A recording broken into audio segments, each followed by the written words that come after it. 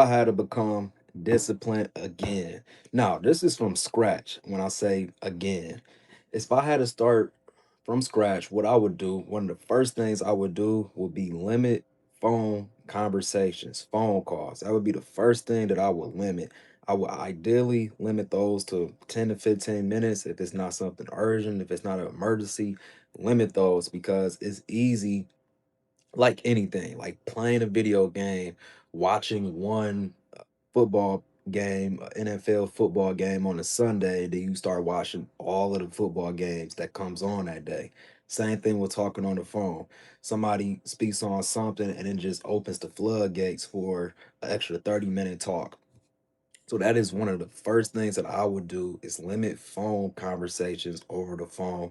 And this is one of the hardest things that's underrated and slept on because you change up on people in that way. They're looking at you like, oh, is this something different? Are you being fake?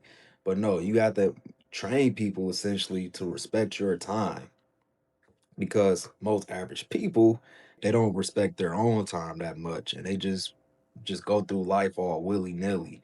So when you want to be disciplined, locked in, focused, and consistent, you have to respect your time and be more time conscious when you're on the phone with other individuals that just yap.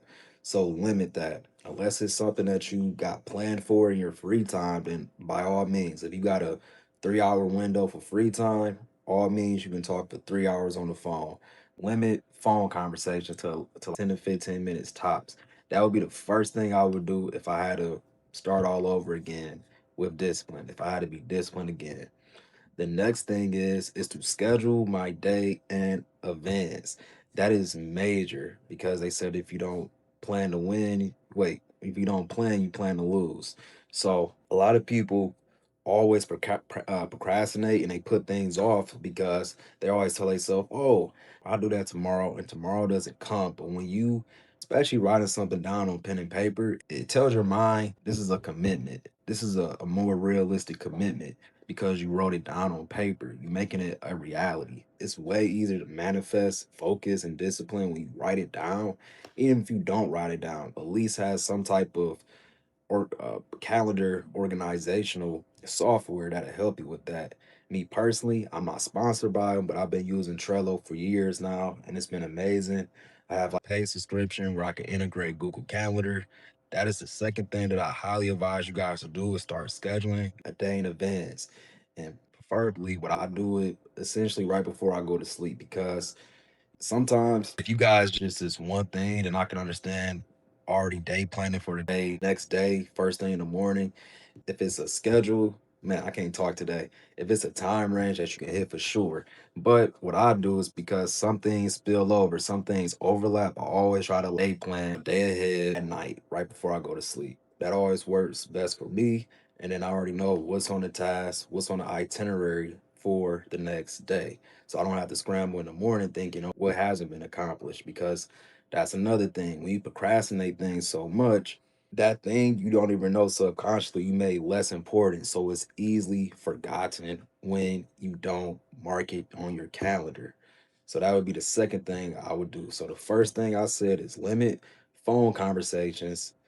Second thing is to organize and schedule your day at least a day in advance.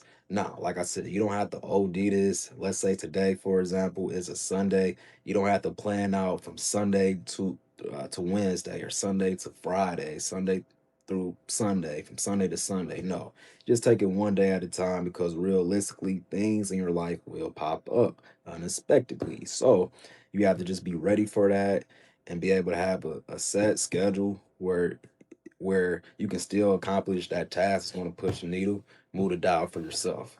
So that's first and second thing. First thing, let's go back over this. First thing, limit phone conversations. Limit out of the blue phone conversations. If this is not time that's dedicated in your free time, don't be spending over an hour, 2 hours, 3 hours on the phone. Don't even spend 30 minutes. Limit it to 10 to 15 minutes tops. Preferably, I would say 10 minutes. Keep it brief.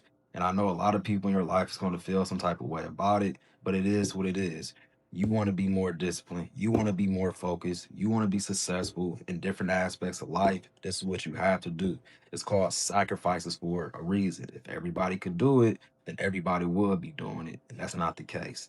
Second thing, organize your days. You have to start taking life more serious. The problem is, it's the subconscious that does the most work, and it's the most detrimental thing than the actual conscious things. Because consciously, you will say a lot, "Oh, I forgot this." Why? Because you've been procrastinating this and that thing, not putting it in your calendar, not writing it with pen and paper, not putting it in some type of software like a Trello, or what's the other thing people use? I can't remember the name of it, but you're not doing things like that. So now you're wondering why you can't get anything done. The third thing I would do, let's see, the third thing that I would do would be, this goes back to people once again. You have to limit the time that you spend with people. What I mean is this. Well, you know what? I'm gonna make this point the third point so I can segue and make that the fourth point. Sleeping on time on a day-to-day basis.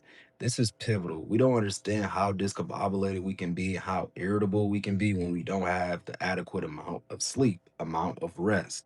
If you're only sleeping 3.5 hours, 4.5 hours a day, no wonder why you can't be consistent with anything and stay locked in, disciplined, and focused. You always have brain clog, and brain clog is so damaging to anything that you're trying to accomplish in life. So being sleep deprived is a big no-no. So being structured with your sleep, having a deadline, and try to stay as true to it as you possibly can. A lot of people want to steal your time from you. And once again, the average person doesn't value time the way me and you do. Me and you, we value our time and we're time conscious. So we can't just be up at 3 o'clock in the morning just doing this or that, drinking, smoking, partying and all of that left and right every weekend, every other weekend. No, when you're when you think in this mindset where you want the better things of life, you have to be locked in. And one of those things, and the third thing I would do is sleeping on time consistently. Try to stay as true as possible. Once again, life happens. You may have things that inconvenience you in the middle of the night, of course, but just get back on track and sleep consistently. Sleep in the same time window, in the same time box, day in and day out. Your energy levels is going to be at a certain level. And as long as you at that certain level, it's no excuse why you can't knock out this and that task. So that's the third thing is sleep. Fourth thing now is people, making sure people respect your time. See, that goes hand in hand with going to sleep on time. Some people want you to go to the casino with them and party and do this and that all at midnight, 3 o'clock, up to 5 o'clock in the morning. No, people have to respect your time.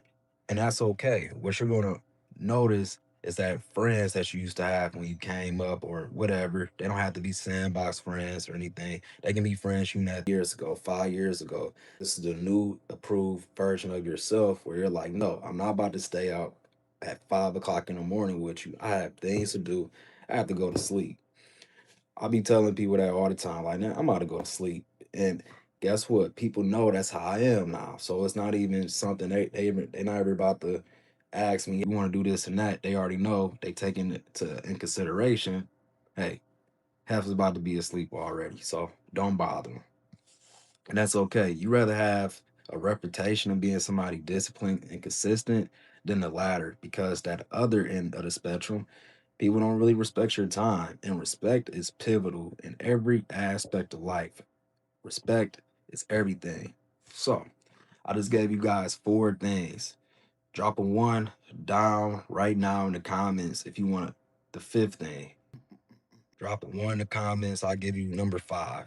All right, going once, going twice. So, hey, y'all got to tap in later. Maybe I'll give you the fifth important, very life changing discipline and consistency hack that you need.